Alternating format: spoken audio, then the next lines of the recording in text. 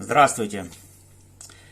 Мы с вами постоянно слышим из российских утюгов завывание о том, что Россия целью своей агрессии против Украины поставила денацификацию. Неизбежность своей победы над Украиной Россия пытается обосновать исторической аналогией победы СССР над фашистской Германией. В этой связи следует заметить следующее. Сотрудничество украинских радикальных националистов с немецко-фашистскими оккупантами Украины в ходе Второй мировой войны и приверженность современных бандеровцев радикальной националистической бандеровской идеологии абсолютно не является свидетельством того, что эта идеология в Украине является господствующей и возведена в ранг государственной.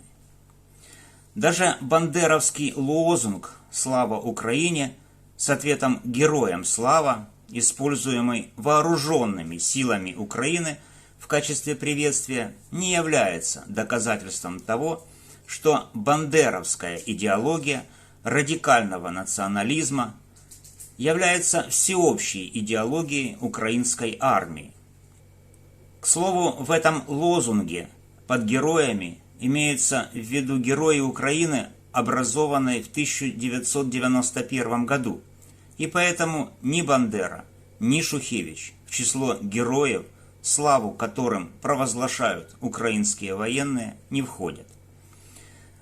Но России важно, чтобы ее военные воспринимали Украину как нацистское государство, для того, чтобы, используя аналогию победы антигитлеровской коалиции над фашистской Германией, одержанной в 1945 году, придать россиянам уверенности в правомерности российской вооруженной агрессии против Украины и в том, что Россия в состоянии одержать военную победу над Украиной.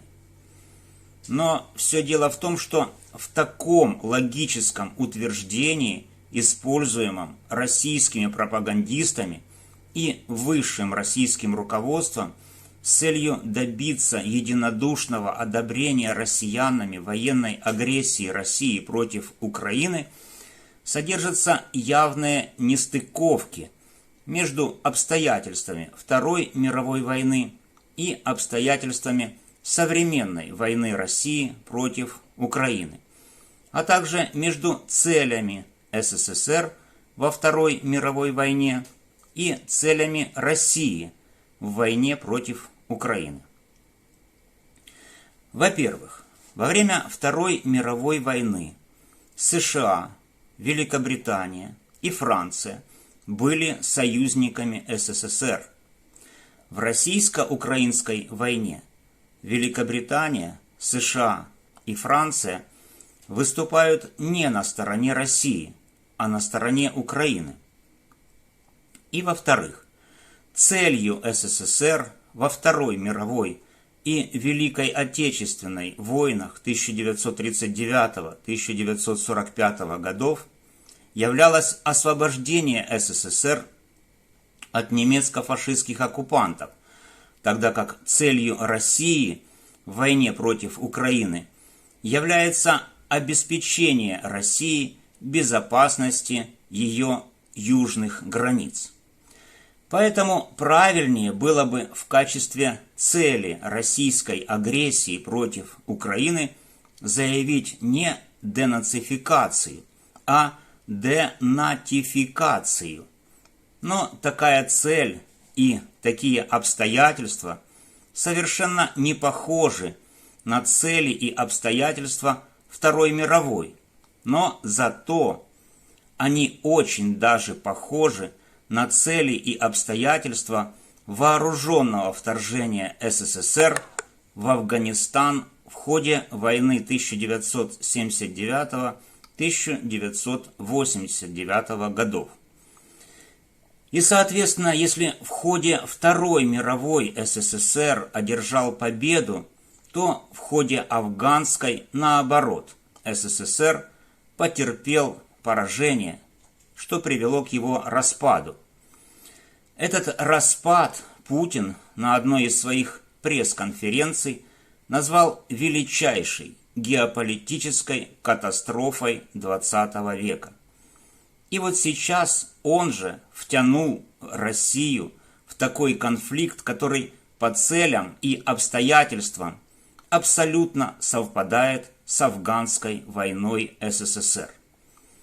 Попытка Путина внушить миру, что его победа над Украиной будет повторением победы СССР над фашистской Германией, совершенно безосновательна.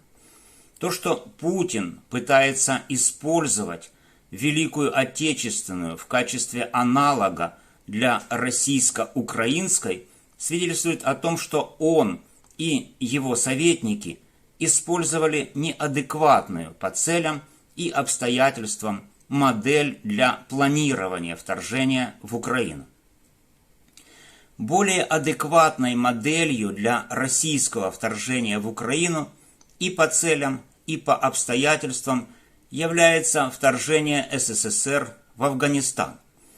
Поэтому, поскольку цели афганской кампании СССР не достиг и в результате распался, то и в результате российского вторжения в Украину следует ожидать того же. То есть того, что цели России, так же как и цели СССР, достигнуты не будут, а в результате Россия распадется, так же, как распался СССР. Еще раз повторю, цель России в войне против Украины является аналогом цели СССР в войне против Афганистана, то есть обеспечение безопасности южных границ. Обстоятельства российского вторжения в Украину аналогичны обстоятельствам вторжения СССР в Афганистан, то есть США, Великобритания и Франция выступают на стороне Украины, так же, как они когда-то выступали на стороне Афганистана. То есть аналогом российско-украинской войны является не Великая Отечественная война СССР против Германии, а война СССР против Афганистана. Именно поэтому, соответственно, и результат российско-украинской войны можно предполагать аналогичным результату, полученному СССР в ходе афганской войны. То есть цель России в ходе украинской войны не будет достигнута, после чего последует распад России, так же, как это случилось с СССР по результатам афганской войны. Вот такой вот адекватный целям и обстоятельствам исторически обоснованный результат ожидает Россию в ее войне против Украины.